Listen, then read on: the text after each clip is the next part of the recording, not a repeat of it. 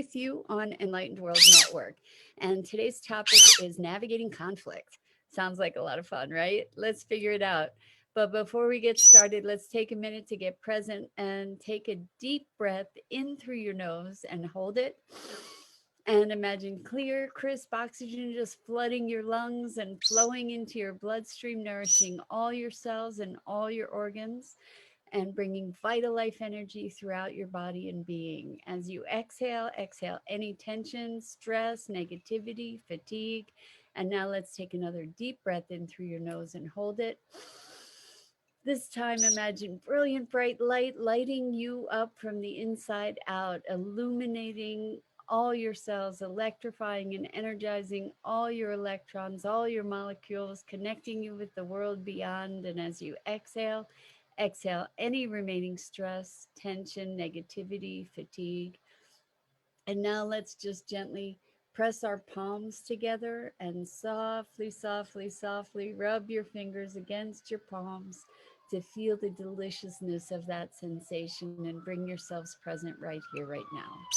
Welcome, welcome, welcome. So, what a fun topic, conflict.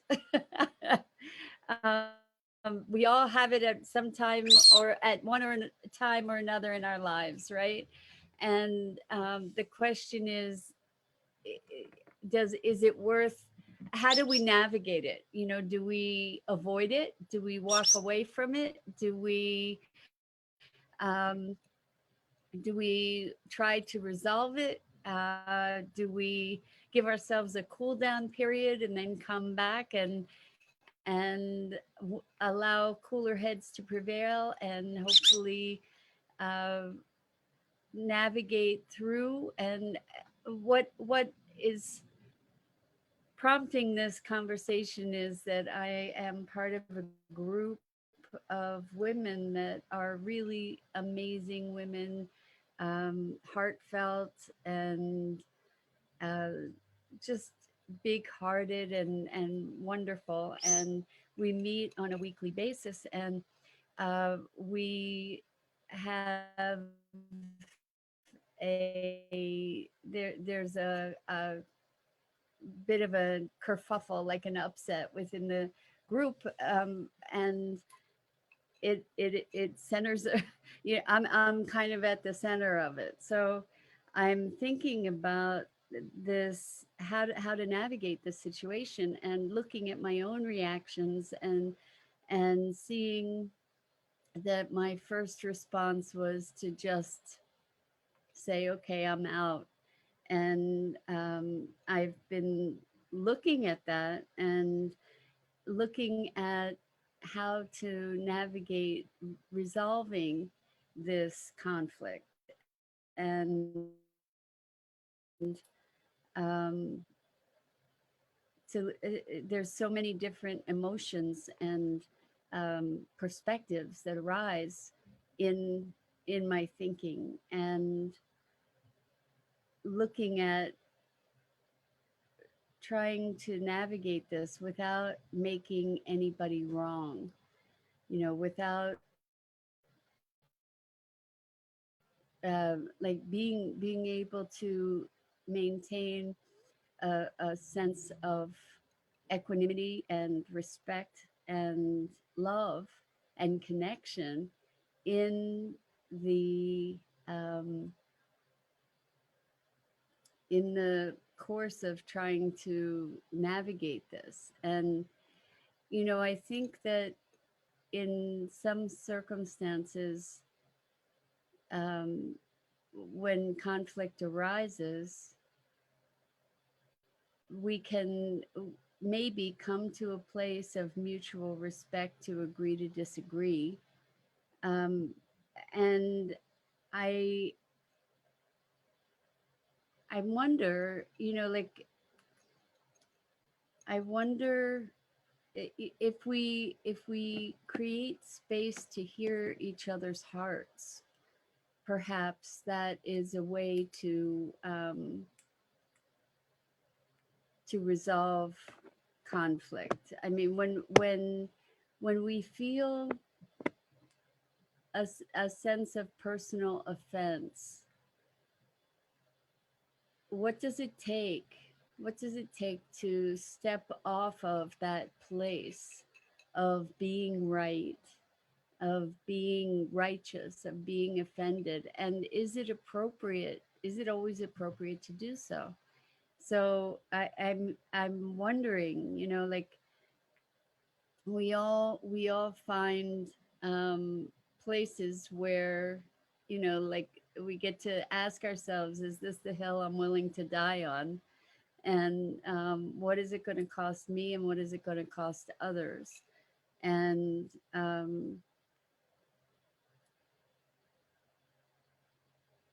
I, I I'm I'm thinking about how when we share our hearts, and others, I think that there's a risk, right? There's a risk in trying to navigate conflict, because and resolve it, because there's a deeper sharing, there's a deeper vulnerability that has to take place in order for that resolution to occur. Maybe I'm wondering if, like, do the wounds need to be aired? Do we need to be airing our opinions and our reactions? Do we need to be explaining ourselves? Um, I don't see any comments yet. So if you're there, there we go. Kimberly, welcome, welcome. Thank you for that, for the sunshine. I'm talking today. We're talking about navigating conflict, and I have this situation that I am trying to figure out my path, to see my way through. And I figured it would be a great thing to have a conversation with you guys about, because I'm sure I'm not the only one that navigates conflict from time to time. So, especially, I think that when we are confronted with conflict, it gives us an opportunity to recognize the value that we place in our relationships. Oh, wow, Rosalind, how amazing. That's really interesting. So, Rosalind says, I'm pursuing a religious exemption from wearing a mask at work. Wow. Well, now talk about conflict, right? So I didn't know that that was even an option, and I didn't know that there are places that are requiring masks at work. Um, Given that I work at home and independently, it's a non-issue for me, so I'm not confronted with that. So really, really interesting. A religious exemption. That's kind of brilliant. Um, and I, how do you go about doing that? And congratulations for your courage to do that, because I would imagine that there's a lot of social pressure in that kind of situation. And Kimberly says, Rosalind, be brave and strong. I'm hoping for the best. So the healthyamerican.org. Interesting. I will check this out. I just pulled it up. I'm very interested about that. Uh, Very interesting times we're living in, right? So again, navigating conflict. You're talking about um, wow. I'm sorry. I just sort of got derailed by that, because it's a big uh, issue, certainly socially right now, and with lots and lots of different opinions and different sides of things, and different perceptions. And I'm going to bring this back around to the topic of conflict and how do we navigate it. Maybe understanding the nature of conflict and um, uh, where people feel safe and what does it mean to feel safe. And I think that that safety lies in a certain consensus about the rules, or about the way things are, or the perception of the world, perhaps. And if we're all in agreement that there is, in the case of masks, health danger out there, and that a way to mitigate that danger is by wearing masks, then it makes sense to wear masks. If we're not all in agreement that there's a danger and we are being forced to or mandated to um, sort of toe the collective line, if we don't believe that that's the case, then it turns into a very different situation. And so I'm just looking at the mechanics of that. And in this group that I'm in, a safe space was allowing everybody to have their space to speak, and when it feels like that um, that safety or that allowance has been violated, then um, then the safety of the space shifts, or the experience of safety of the space shifts. And when we talk about conflict, I'm just trying to tease this apart. It seems like Maggie's on the plant again. Just give me 1 second. So, um, with we each have our own perceptions, and when our perception is challenged, or when our intention is challenged, um, then we may have a reactivity. We may feel reactive about it. And I'm going to steer clear for the moment of the mask issue, because it's we all have our different perceptions around it, and it is a very socially charged issue right now. And maybe one of my thoughts in this conflict resolution is that potentially, if there's a willingness on all sides to find some kind of resolution, that perhaps one of the elements that would enhance the effort is more information. So if we have more information about the experience of the individuals that are in conflict, then we might be able to come to a greater, from that place of greater understanding, maybe we can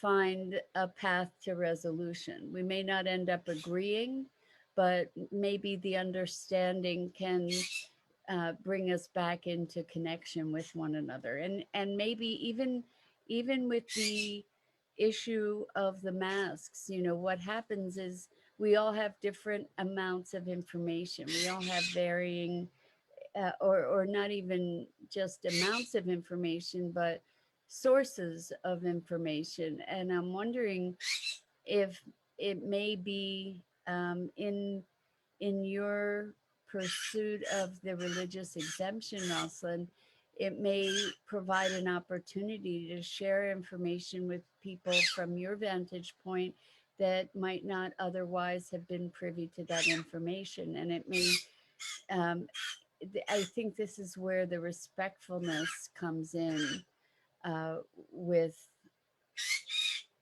trying to resolve conflict. So Christina says, I have come to the decision that sometimes conflict isn't even worth fussing about. There are some that thrive off drama and conflict. If I'm number 30 in a line of people who have experienced conflict with an individual, it may be time just to move on. So that's very much part of this conversation is what conflict is worth resolving and what conflict do we just say, I'm out of here, and what I noticed in this situation that I'm talking about for me is that my first response was, well, maybe it's time for me to just not be in this group anymore. And um and then I'm I'm still considering that that's a possibility. This isn't a run of the mill kind of conflict, in that, it's not like a person who's having conflict over and over with other people. And it's not that kind of situation. This is a situation where we're a group of women that really have deep caring for each other. And um, it's interesting to me that one of my first responses was, well, maybe I'll just move on. And I wasn't the only one who had that response. Um, and um,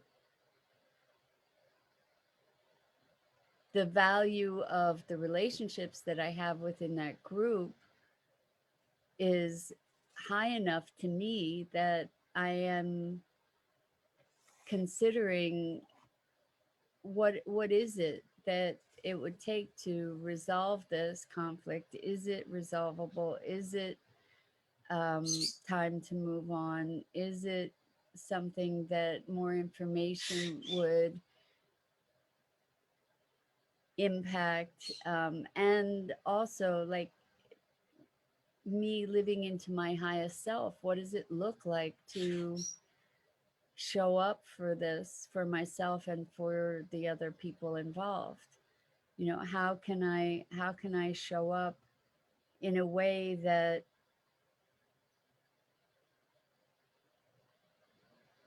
honors me and honors them and honors my intentions. My intentions are to be loving and respectful, and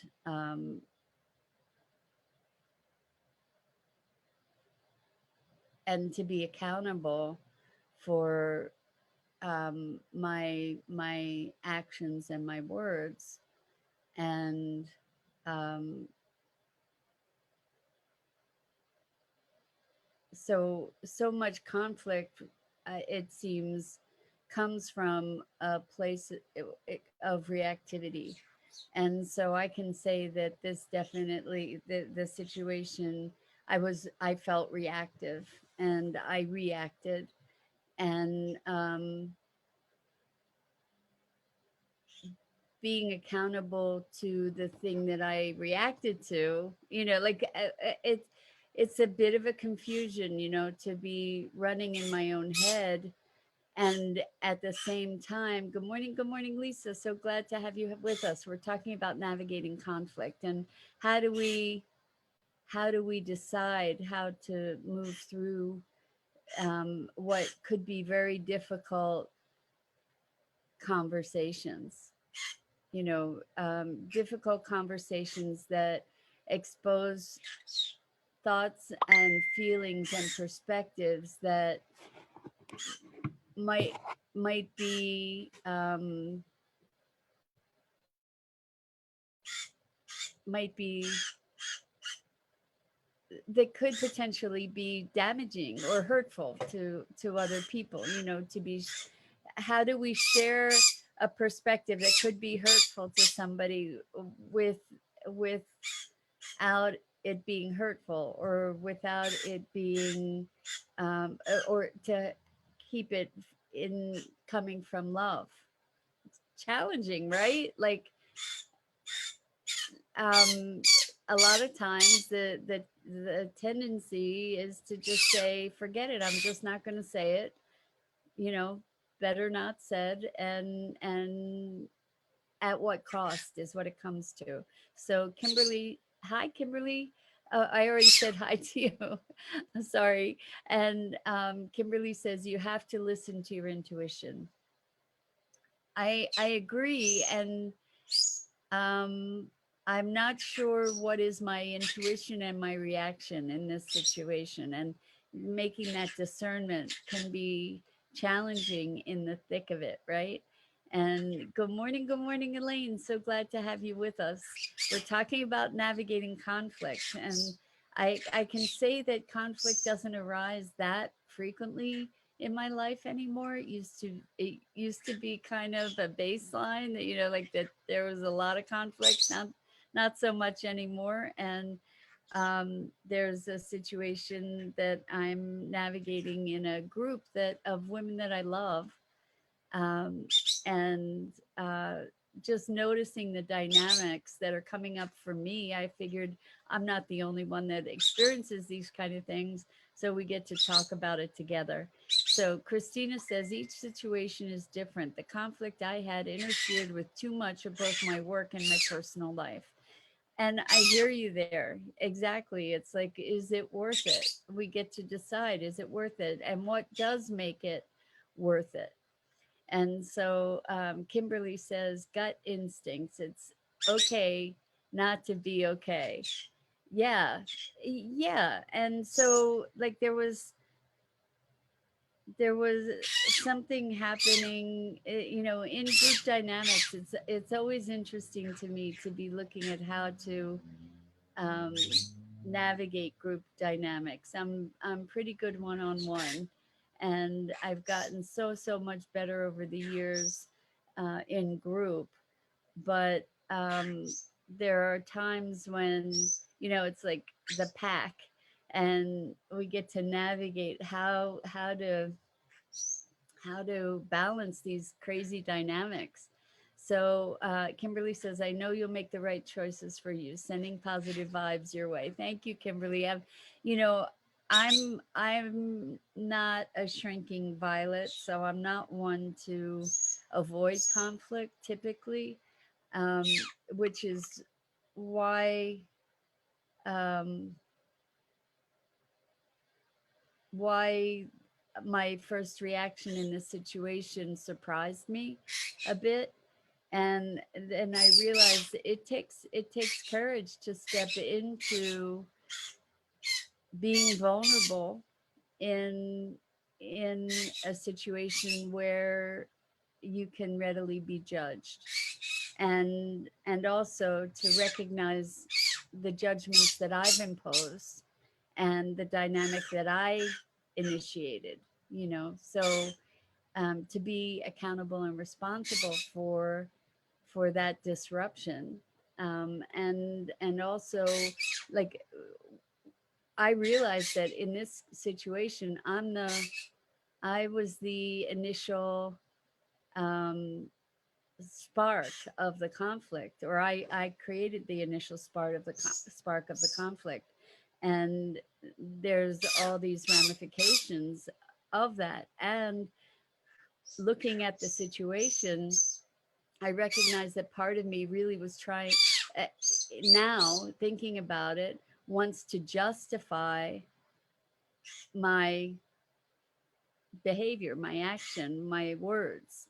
And I'm looking at the distinction between explaining and justifying, you know. So Elaine says conflict is a beautiful experience, and there's more coming. So I'm just going to skip for a second to conflict teaches us to truly get present and to first know when to pull away, when we are not to say nothing when we are not to say nothing at all, and when the time is right, we know what we want to do, coming from a place of peace and understanding. Yeah, and getting to that place of peace and understanding is a very interesting experience in and of itself, for sure. And Lisa says, if I have the choice of fight or flight, I choose flight. No, I address it head on. If no, I address it head on. If the other person isn't responsive, I just walk away and let it roll off my back. So when it's one-on-one, that's one thing. When it's a whole group, it's a whole other thing too. So um, I am choosing neither fight nor flight. I think I'm choosing to be present to the best of my ability, and present to my heart and my connection, and to do my best to move from that place rather than the place of defensiveness or reactivity. So, oh, I'm sorry. Lisa corrected no to now. So it's now I address it head on. So the choice of fight or flight, now I address it head on. If the other person isn't responsive, I just walk away and let it roll off my back. Well, I'm looking at this as an opportunity for growth for me, and um, hopefully, like what my intention would be, and I get to set an intention. My intention is not to be right, not to defend myself, not to justify. My intention is to breed deeper understanding and connection. And this is really powerful for me to be able to connect to that intention now before I go into this group dynamic a little bit later. So Christina says, Lisa, I'm the same. I usually will confront head on initially, and if the other person is unresponsive or 100% untruthful, I stop. And and so I think that that is where I'm coming from too. Is let's address it, and we'll see where we go. And there may be a place where you just say it's not resolvable, or it's not worth resolving, um, and um, and then walk away. So I'm in the place where I'm ready to confront it or address it, and to the best of my ability, and go from there. So uh, I have a client in 2 minutes, so I am going to call it a morning. I so appreciate this conversation with you, and I really, really, really um, am grateful for this forum to sort of try and navigate these sticky places sometimes, right? So, anyway, I'm Mira Rubin. That's Maggie in the background. And this is the Core Connection. We go live each weekday morning here on Enlightened World Network, and on the Enlightened World Network Facebook page. I love being here with you, and so appreciate your contributions. I don't have time to read. Let's see. Elaine says, yes, working out conflict in a group is so powerful and beautiful. Thank you for sharing. That takes courage in ourselves to know in every now, all is working out, and all is learning through this beautiful process. Thank you. And Christina says, best of luck. Have a peaceful resolution more times than not. Yes. And wonderful day to all of you. So much love. Until next time.